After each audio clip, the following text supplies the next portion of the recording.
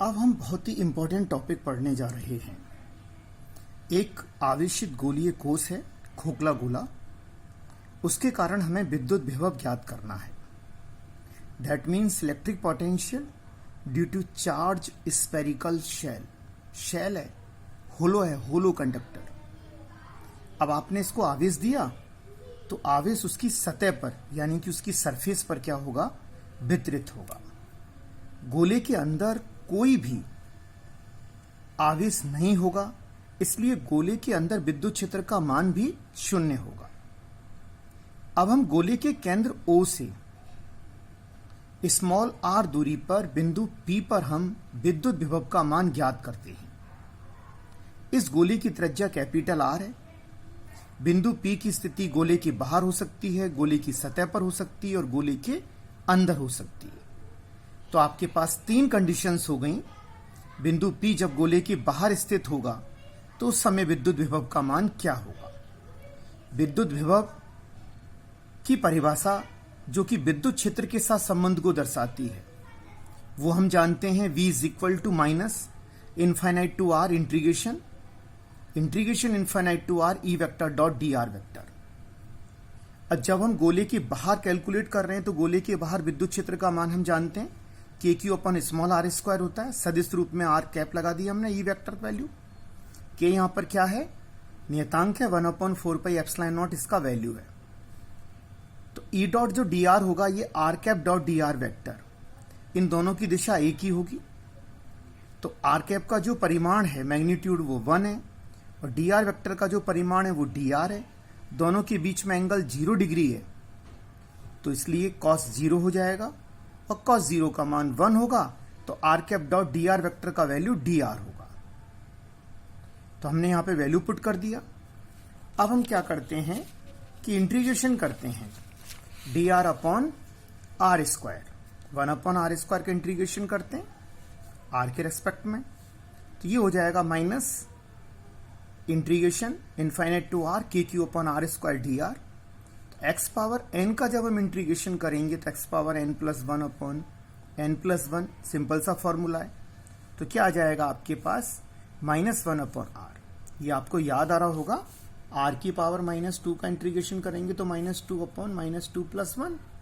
तो ये r की पावर -1 हो जाएगा और ये -1 होगा तो -1 अपॉन r लिख देंगे इसको, infinite to r। r upper limit हमने यूज में ले लिया, फिर उसके बाद लोअर लिमिट यूज में लिया तो 1 अपॉन इनफाइनाइट का वैल्यू 0 होगा।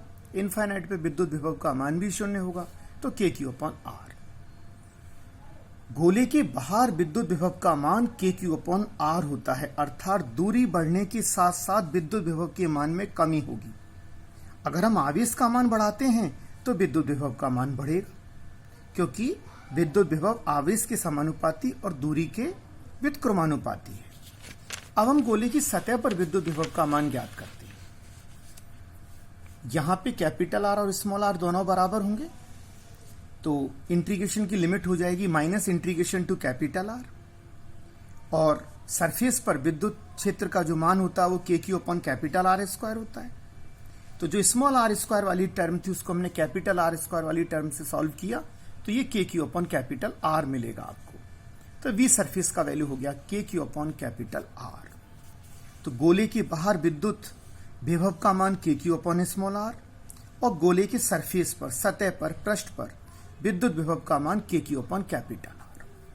अब हम वेरी इंपॉर्टेंट टर्म इसकी गोले के अंदर, खोखले गोले के अंदर, गोलीय कोश के अंदर विद्युत विभव का मान ज्ञात करते हैं। तो यहां पे ये P बिंदु अंदर हो गया तो स्मॉल r का जो वैल्यू है वो कैपिटल R की कंपैरिजन में कम होगा, small r less than capital R। अब आपको जिस बिंदु पर विद्युत विभव ज्ञात करना है तो विद्युत विभव की परिभाषा आप समझते हो कि हमें इनफाइनाइट से आना है। तो जब हम इनफाइनाइट से किसी आवेश को लेके आएंगे तो पहले हम उसके पृष्ठ तक आएंगे कैपिटल R तक, उसके बाद उसके हम अंदर जाएंगे। तो यहाँ पे इंटीग्रेशन की जो लिमिट होगी इनफाइनाइट टू स्मॉल r की वो दो भागों में टूट जाएगी। एक तो हो जाएगा आपका इनफाइनाइट टू कैपिटल R और सेकंड हो जाएगा capital R to small r। तो हमने इस इंटीग्रेशन को दो भागों में तोड़ लिया कि minus infinite to capital R E vector dot dr vector. ये किसको रिप्रेजेंट कर रहा है, ये रिप्रेजेंट कर रहा है सरफेस को, सरफेस पर विद्युत क्षेत्र की तीव्रता को रिप्रेजेंट कर रहा है। ई जो है, जो ई एस भी लिख सकते हैं इसको अपन, क्योंकि सरफेस को रिप्रेजेंट कर रहा है। और ये वाला, ये कैपिटल आर से स्मॉल आर गोले के अंदर है, तो ये किसको रिप्रेजेंट कर रहा है? ई इन को। तो ई इन का जो वैल्यू होता है वो हम पहले से पढ़ चुके हैं कि गोले के अंदर, किसी भी गोलीय कोष के अंदर कोई आवेश नहीं होता, इसलिए वहां पर विद्युत क्षेत्र की तीव्रता भी शून्य होती है। तो गोले के पृष्ठ की हम बात करेंगे, तो इस पूरे इंटीग्रेशन का वैल्यू जब हमने इसको दो भागों में तोड़ा तो इस इंटीग्रेशन का सेकंड पार्ट तो 0 हो गया, ओनली ये वाला पार्ट बचा। तो ये वाला पार्ट तो वही वी सरफेस को रिप्रेजेंट कर रहा है, infinite to capital R E surface vector dot D R vector. तो इसका जो सॉल्यूशन है वो तो के क्यू अपॉन आर है। तो गोले के अंदर, गोलीय कोष के अंदर विद्युत विभव का मान गोले के सरफेस के विद्युत विभव के बराबर होगा, अर्थात गोले के अंदर विद्युत विभव के क्यू अपॉन आर, गोले के सरफेस पर भी के क्यू अपॉन आर। जब हम केंद्र से और सरफेस तक चलेंगे तो विद्युत विभव आपका नियत रहेगा, और जब हम सरफेस से और आगे बाहर जाएंगे तो विद्युत विभव दूरी के साथ कम होगा। अब हम इसका ग्राफ बना लेते हैं कि अगर आपको इसका कर्व बनाना है कि V में और R में, जैसे ये गोला है आपका, तो ये यहाँ पर ये V को रिप्रेजेंट कर रहे हैं और ये रिप्रेजेंट कर रहे हैं हम स्मॉल r को। तो ये क्या हो गया आपका, स्मॉल r का वैल्यू कैपिटल R के इक्वल हो गया। यहाँ पे स्मॉल r क्या हो गया, कैपिटल R से ज्यादा, यहाँ स्मॉल r कैपिटल R से कम है।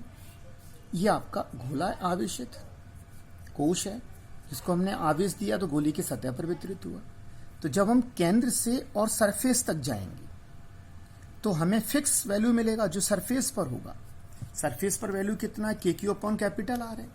हमने सपोज कर लिया कि ये सरफेस का वैल्यू है, तो विद्युत विभव का मान अधिकतम यहां पर है, तो वही विद्युत विभव उसका केंद्र से लेकर और सरफेस तक होगा, यानी कि विद्युत विभव नियत होगा गोले के अंदर। जब हम गोले के बाहर जाएंगे तो विद्युत विभव दूरी के साथ घटेगा, क्योंकि यहां पे क्या होगा, यहां पे V प्रोपोर्शनल 1/r होगा।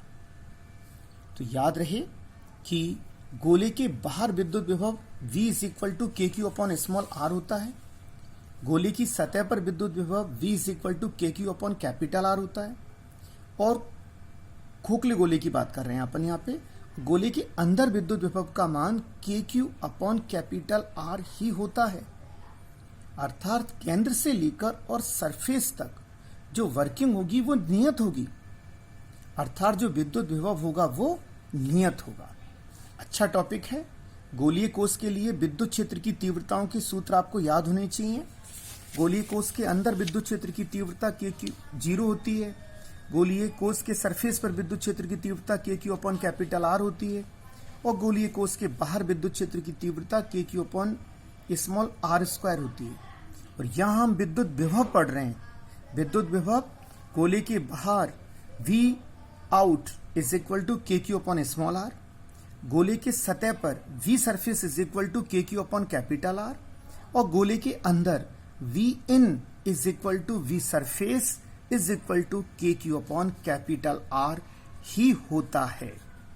टॉपिक यदि आपको अच्छा लगा है तो चैनल को सब्सक्राइब करें और बेल आइकन को प्रेस करें और वीडियो को लाइक जरूर करें।